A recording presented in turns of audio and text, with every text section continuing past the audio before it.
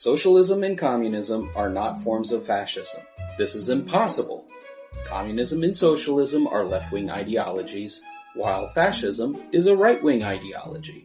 The definition of fascism in the American Heritage Dictionary is a system of government marked by centralization of authority under a dictator, a capitalist economy marked by stringent governmental controls, violent suppression of the opposition, and typically a policy of belligerent nationalism and racism.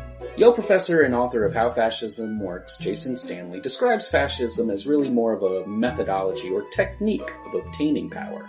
Quote, "It's clearly right-wing. Fascism flourishes in moments of great anxiety because you can connect that anxiety with fake loss. The story is typically that a once great society has been destroyed by liberalism or feminism or cultural Marxism. You make the dominant group feel angry and resentful about the loss of their status and power." And then there's Erich Fromm, Jewish psychoanalyst that fled Nazi Germany and authored the book Escape from Freedom.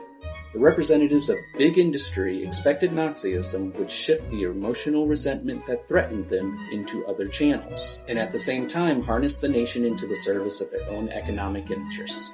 On the whole, they were not disappointed. And then there's Robert O. Paxton, author of The Anatomy of Fascism, who describes fascism as hatred of the left in all its guises. The right loves to paint fascist dictators like Hitler and Mussolini as socialists, but Mussolini was expelled from the Socialist Party because they could see he was really more of an authoritarian revolutionary, and he later denounced them and became a fascist. The socialists ask, what is our program? Our program is to smash the heads of the socialists. We declare war on socialism, not because it is socialism, but because it has opposed nationalism.